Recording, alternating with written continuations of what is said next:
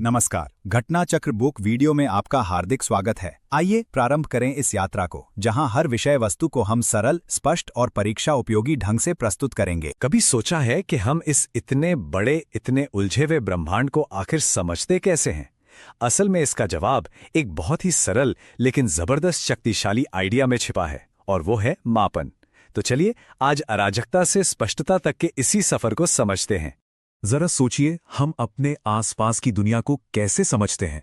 बड़ी बड़ी आकाशगंगाएं कैसे चलती हैं, या फिर सबसे छोटे परमाणु कैसे बर्ताव करते हैं? इन सब का मतलब हम निकालते कैसे हैं? ये सब कुछ एक ही चीज से शुरू होता है, मापन। यही वो नींव है जिसके ऊपर विज्ञान का पूरा महल खड़ा है। सच कहूं तो इसके बिना हम सब बस अंधेरे में तीर चला रहे होते। अब मापन की दुनिया में घुसने के लिए हमें एक बहुत जरूरी कॉन्सेप्ट समझना होगा, मात्रक, या जिसे हम यूनिट कहते हैं। ये आप कह सकते हैं एक ऐसा स्टैंडर्ड है जिस पर पूरी दुनिया सहमत है। देखिए, इसके बिना 10 तो बस एक नंबर है, लेकिन जैसे ही हम कहते हैं 10 मीटर, हमें तुरंत दूरी का एक ठोस अंदाजा हो जाता है। पर यहां एक दिलचस्प बात है, ऐसा नहीं है कि सारे मात्रक एक जैसे होते हैं। विज्ञान में हम उन्हें दो खास तरह की कैटेगरी में बांटते हैं, और ये फर्क जानना बहुत जरूरी है। इसे ऐसे समझिए, एक तरफ हैं मूल मात्रक, ये विज्ञान की वर्णमाला के अक्षर हैं, जैसे ABC, ये सबसे बुनियादी बिल्डिंग ब्लॉक्स हैं। और दूसरी तरफ हैं व्युत्पन्न मात्रक, ये वो शब्द हैं जो हम उन अक्षरों को जोड़कर बनाते हैं। और अगर हम मैकेनिक्स की दुनिया की बात करें तो यहां सब कुछ सिर्फ 3 मूल अक्षरों पर टिका है: लंबाई, द्रव्यमान और समय। और जानते हैं इन्हें इतना पावरफुल क्या बनाता है? वो ये कि ये तीनों एक दूसरे से पूरी तरह आजाद हैं। मतलब आप लंबाई को समय में या द्रव्यमान को लंबाई में नहीं बता सकते।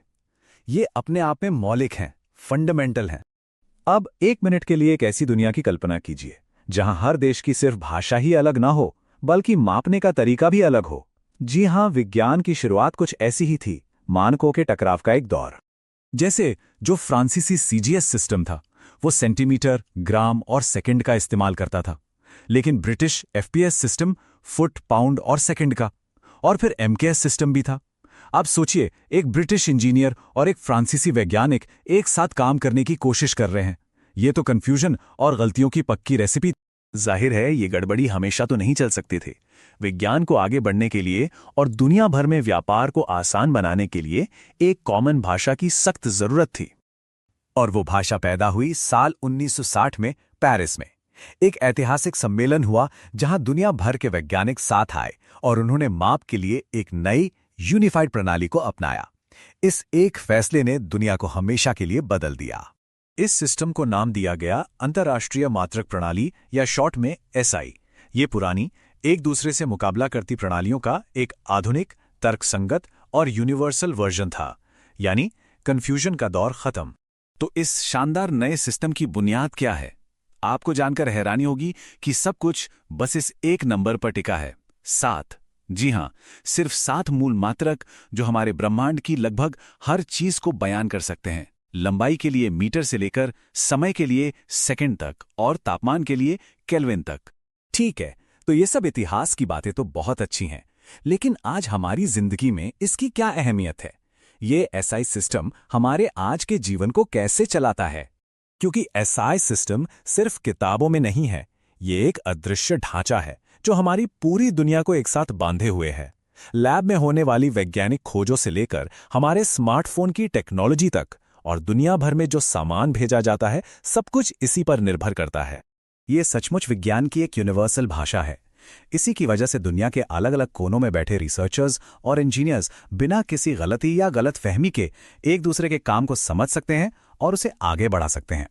तो आज की इस चर्चा को हम एक बहुत ही दिलचस्प सवाल के साथ खत्म करते हैं। जैसे जैसे विज्ञान क्वांटम कंप्यूटिंग और डार्क मैटर जैसे बिल्कुल नए इलाकों में जा रहा है, क्या हमारे ये 7 मूल मात्रक हमेशा काफी होंगे, या फिर हमें हकीकत को नापने के लिए एक बिल्कुल नई वर्णमाला ही बनानी पड़ेगी? भविष्य क्या होगा ये तो कोई नहीं जानता, लेकिन एक बात पक्की है, हमारी समझ का सफर हमेशा मापने की हमारी काबिलियत से जुड़ा रहेगा।